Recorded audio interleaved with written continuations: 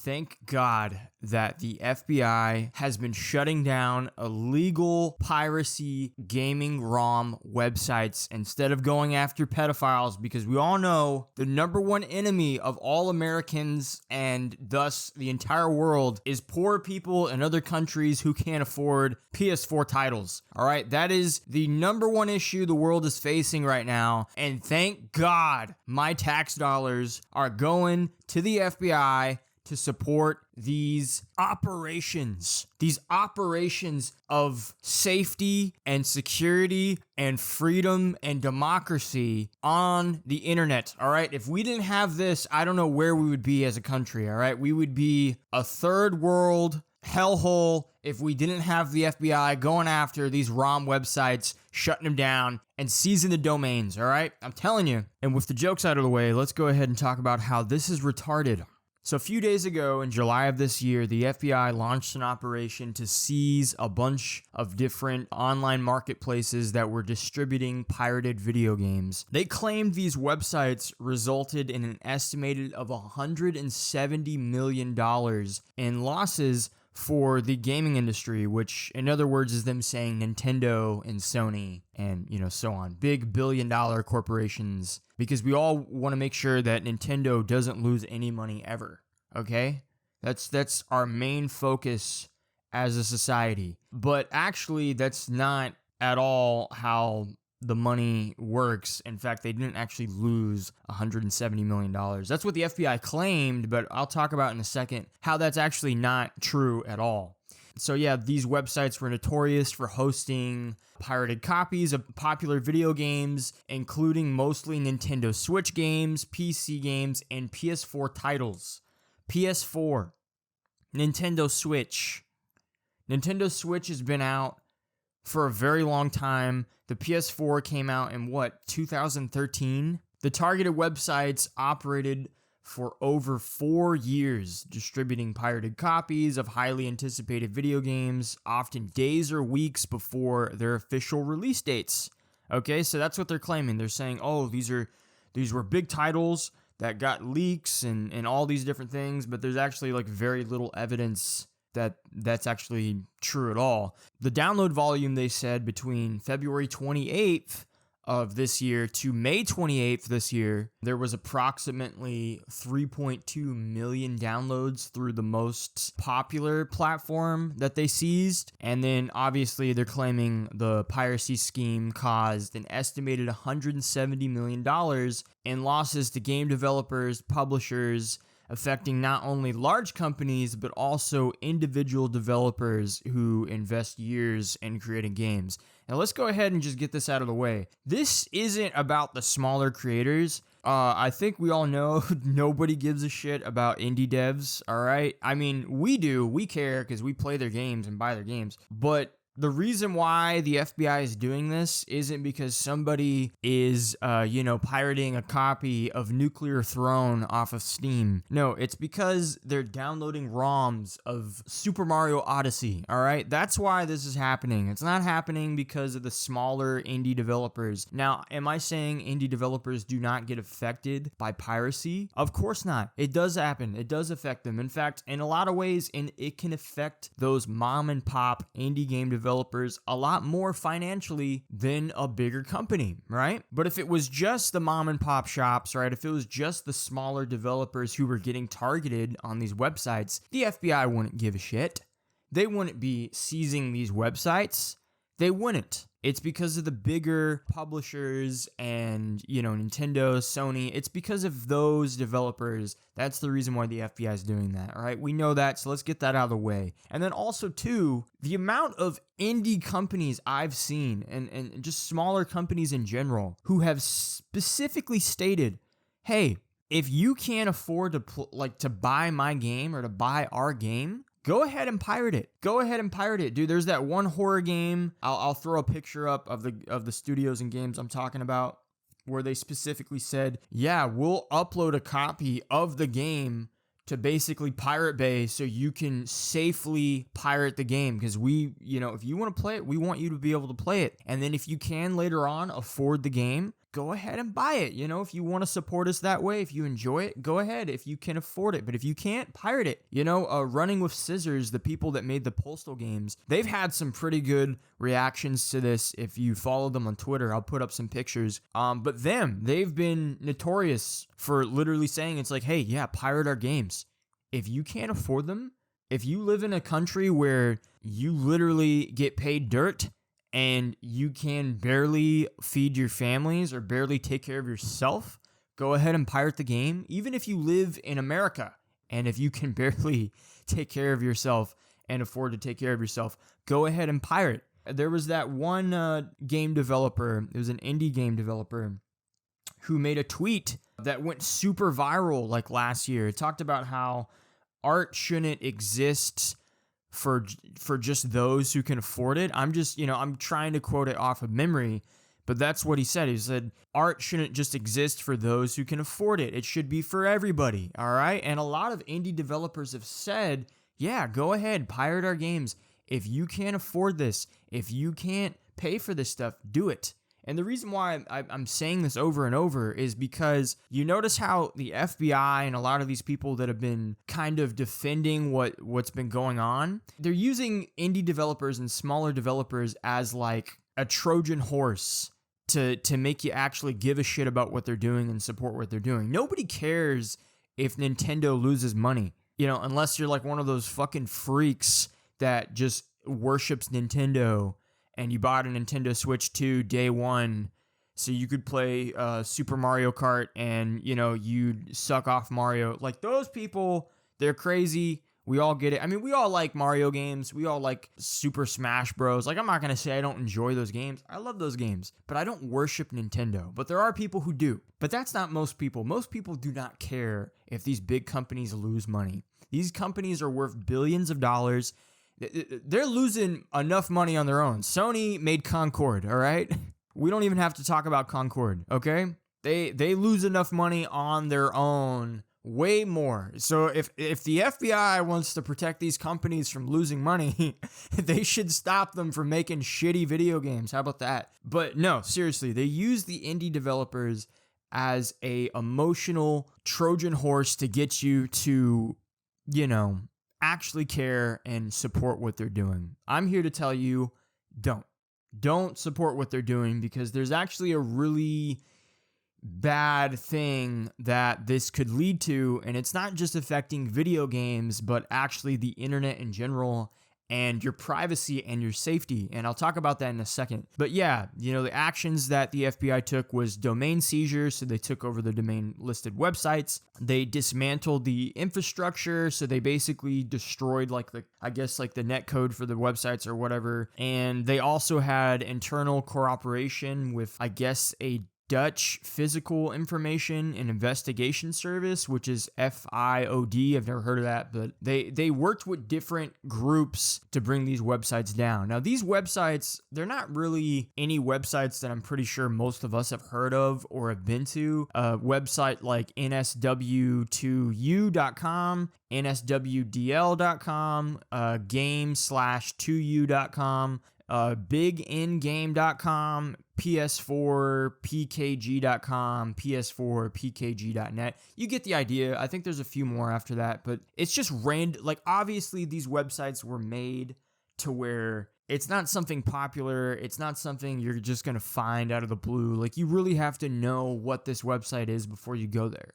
They also have an ongoing investigation. They're still looking in to more websites. And it's not just websites where you can download ROMs, but also marketplace websites and all these different things. So yeah, so this isn't just over, like, this is something that's ongoing. There's a industry impact. Game studios have long argued that piracy undermines sales, diminishes developer efforts, and like I said, yes, it does affect indie developers, and it can be bad. But it mostly just affects larger developers, larger studios. Those are the ones that really are pissed off about this. And obviously, one of the bigger claims that FBI is making is that it is, you know, the US government committed to protecting intellectual property rights in the digital age. and that it aligns with the FBI's actions to combat cybercrime. You know, that's like the type of stuff they're saying. Because we all know the biggest issue right now for the FBI isn't the Epstein list, all right? It's not about all the videos of people, diddying little Tommy and little Nelly. No, it's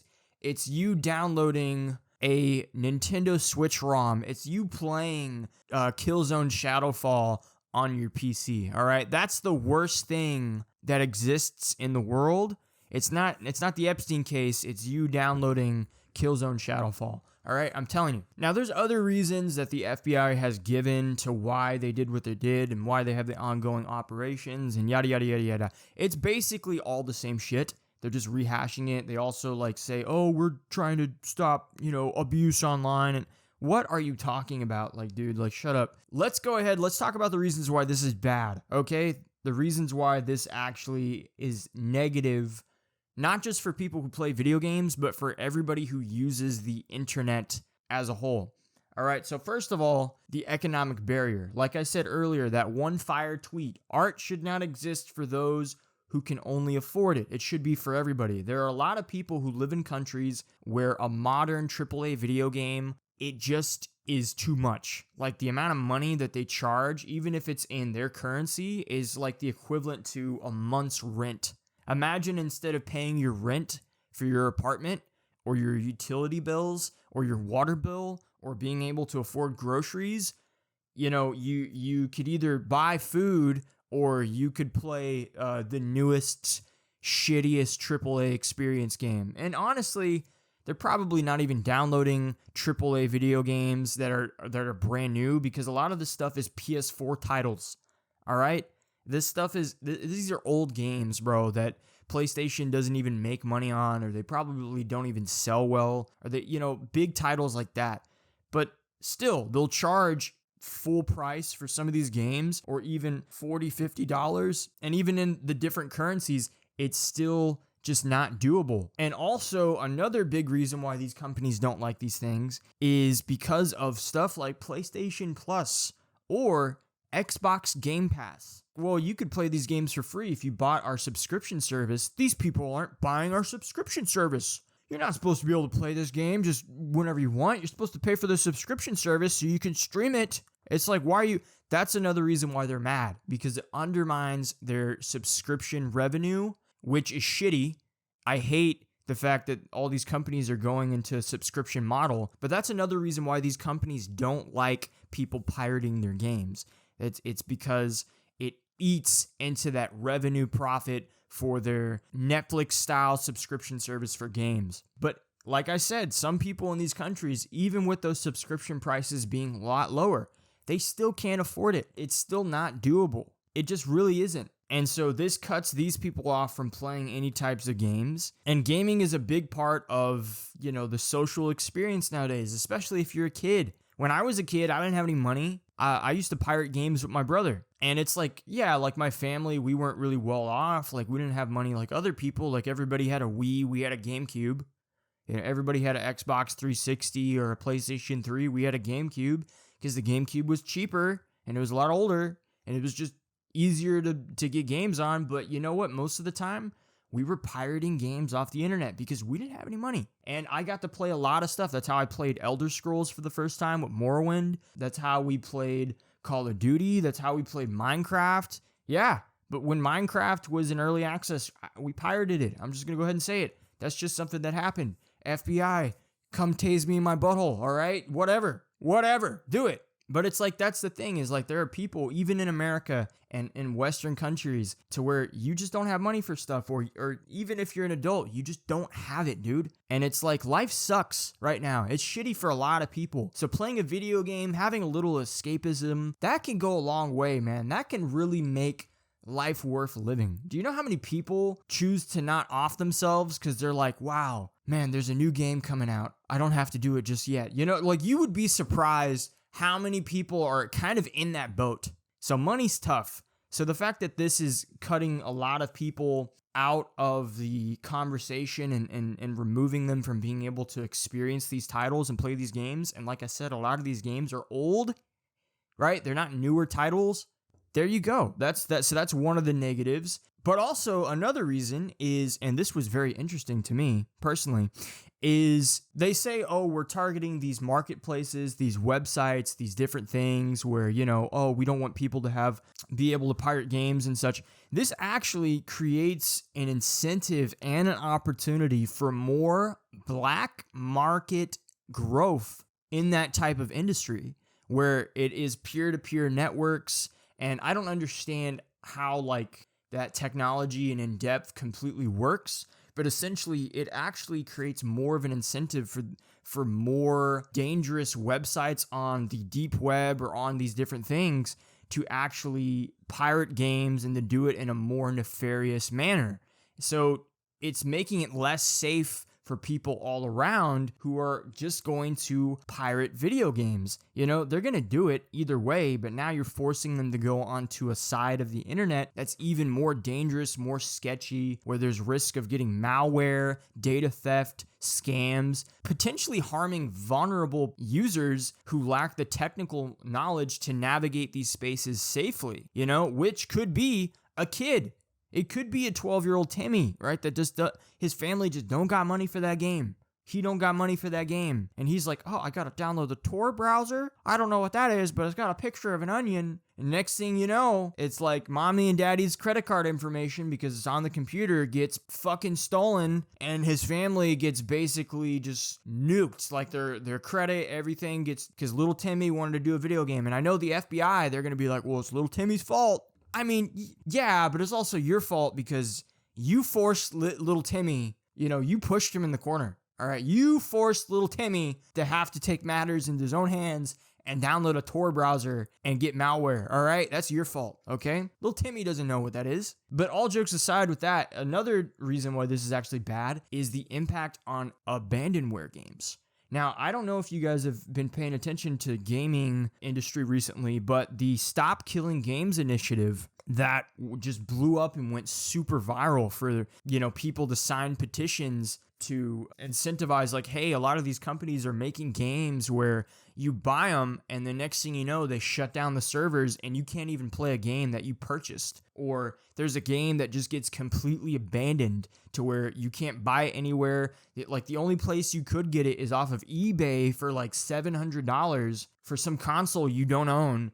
You can't find it anywhere. Like, nobody owns the rights to some of these games because it's just like in limbo somewhere in some legal sense. It's not on any digital platforms, and it's literally lost media. So abandonware is used as a way to preserve these things, which is something we should be doing, not just with video games, but with most media, and we should do it in a way to where it's not affected to censorship. Think of like Netflix or a lot of these streaming platforms. There are movies, right? There are movies where the only place you can really watch them is on Netflix or is on Amazon or is on these platforms. And guess what? They censor them.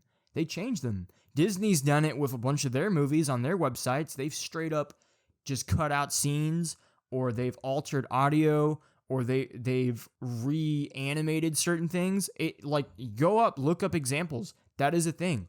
It's the same thing with, for example, I'm not trying to get religious or anything, but Passion of the Christ, that movie. It's like one of the biggest movies that came out in the past 30 years. On a bunch of streaming platforms, they censored a ton of stuff in that movie, specifically something at the very beginning of the movie. They just took out a bunch of Bible verses that used to play or whatever. You might not care and you might not be religious, but what I'm saying is, why are they doing that? You shouldn't have to do that. If you're going to have this movie on your platform, if you're going to have this game digitally on your platform or whatever, we don't want these companies to be able to censor anything. I don't care if it's religious or if it's completely anti-religious or if it's comedy or if it's whatever. It's I don't want that. Nobody wants that. We should preserve media, and video games are a part of that. So Stop Killing Games was a big initiative, and believe it or not, with the FBI doing this is a step in the direction that's actually very anti-preservation of games, because this could affect abandonware, because a lot of this stuff is in a gray area legally. So this could give companies that potentially don't even have the rights to the intellectual properties to begin with, incentivizing the FBI and these different organizations into censoring or seizing different websites to remove things they don't even own. That's actually a possibility. And it could actually be very bad for abandonware, for lost media, for preservation of video games. This isn't something we should support. Because a lot of these websites, for instance, had ROMs and ISOs of discontinued systems and video games. That's actually something that these websites were providing. PlayStation 1, Nintendo DS. How am I supposed to play Club Penguin on the Nintendo DS if I can't get it on a ROM? Am I supposed to go buy that somewhere? I actually do have that game, but that's because I bought that game like 20 years ago and I never got rid of it. All right? How's little Timmy supposed to play Club Penguin on the DS? You tell me. You can't even play Club Penguin. So how is he supposed to play the DS version? That's what I'm saying. The ROMs, gone. Preservation, gone. And it puts that under risk. If you are into emulation, this is a step in the wrong direction for you. It really is. This can go a lot further too. And many of these abandonware games, they're just not available on stuff like Steam, GOG, console storefronts, and publishers don't care about these games at all because they don't think they're going to make any money. They don't think they're going to make any money porting these titles to any of these things.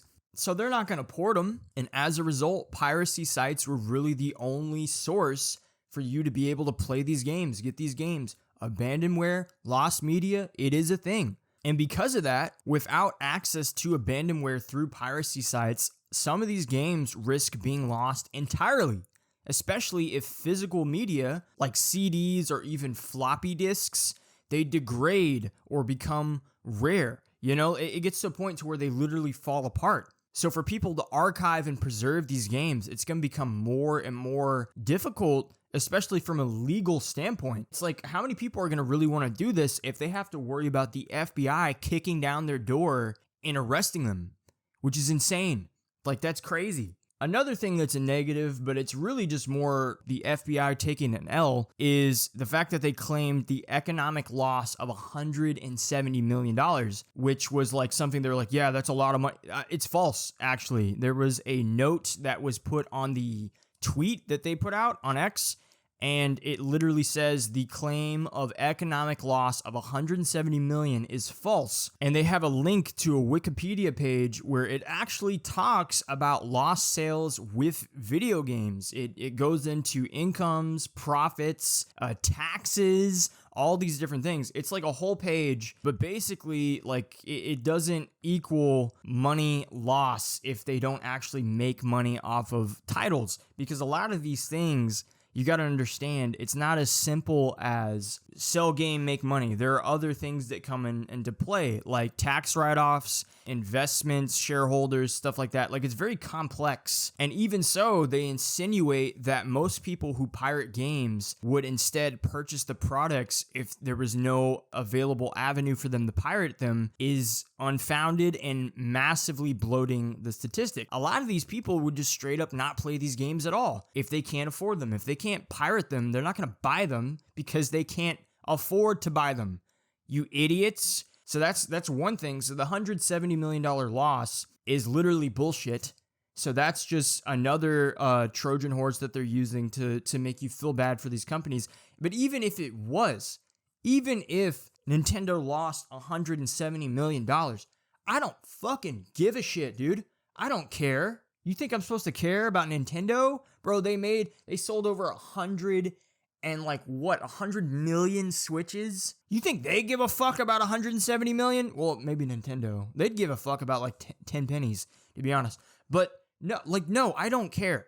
I don't care. So even if it was true, which it isn't, but even if it was, I wouldn't care. And another thing which was great is people have been pointing out the fact that, we have to remember, and this is a big negative. This is the biggest negative, all right? The thing that I've been kind of alluding to and I kind of mentioned at the very beginning, why this is very bad for anything, is remember that any and all anti-piracy measures from the government are a Trojan horse to introduce more mass surveillance and mass censorship on the internet and on people. This is one way for them to kind of test the waters and move the goalpost towards less freedom on the internet, less rights on the internet that we as consumers have and we as people have. And I know you're thinking, oh, well, it's just video games. Dude, I'm telling you, it's not just video games. This is going to affect a lot. It's going to affect all media. It could potentially affect, other things like music. It could potentially affect other things like censorship when it comes to freedom of speech. All of these things are intertwined. All of these rights that you have to go on the internet and say what you want. Anytime the government uses anti-piracy measures, it's the same as when they do censorship measures. They say, oh, we're trying to protect, or we're trying to help, or we're trying to do this. No, anytime the government tries to do that, doesn't matter if it's the US government, any government ever, they make things worse. They make things worse for the little guy, and the only people who really benefit in the end are mass corporations. So don't fall for this bullshit of the FBI saying it's for the smaller indie studios, or it's because there's 3.2 million downloads, or it's because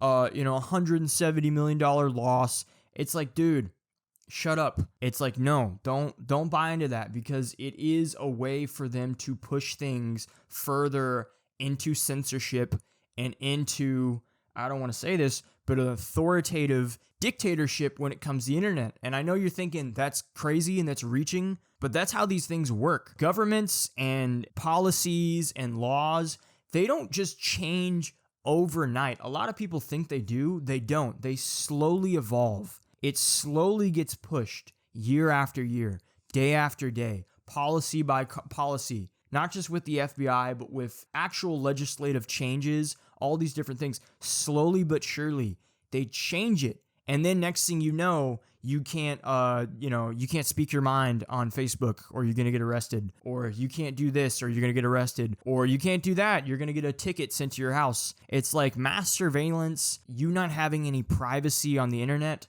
them having your data, stealing your data, selling your data to corporations and other companies all over the world. That's something they already do, and it wasn't something they just started doing overnight. That's something they slowly started changing over time. And stuff like this is just a net negative for almost everybody except big corporations. And that's it. I know I've been ranting about this for a minute, but what do you guys think about all this? Do you agree with me? Do you disagree with what's going on? Because I don't support this at all. I feel like a lot of people are kind of in the same boat as me, so I'm not really going against the grain here. But do you believe that this is bad? Do you think it's bad for Abandonware? Do you think it's bad for preservation? Do you think it doesn't matter about, do you not care about censorship or companies being able to do whatever? Like, let me know what you guys think, because this is a conversation we have to have, and we shouldn't just let this pass by. This is something we need to focus on and talk about, because if we are not aware of these things, it's going to be too late. Because that's usually, like I said, how this stuff works. They slowly change things. Nobody pays attention. They use that sleight of hand trick, and the next thing you know, you're in prison because you downloaded a ROM off of a website for a game that you can't buy and you can't find anywhere. And yeah, I know you think that's crazy, but it's like, think about the way the world is. Think about how we got here. That's how it happens, slowly but surely. So we have to be aware of these things. We have to talk about these things. This is something we all enjoy. We all enjoy playing video games. We all enjoy this media. And I feel like a lot of us support preservation and, archiving these things, because we do consider this stuff art. It's not just entertainment, it is art. And you should preserve art. You shouldn't just let it be lost media. And if you don't play video games, this still affects you, because it is the government seizing things on the internet and doing anti-piracy and all these different, like, bro, this is going to affect you in a way. Maybe not right now, but it will eventually. So this is important. But like I said, let me know what you guys think. If you did enjoy this video, like, comment, and subscribe. Check out my other stuff. I do gameplays, all that. But guys, thank you for watching. Thank you for listening to me rant like an old man. And I really do hope you guys enjoy the rest of your day, the rest of your night. And I will see you all later.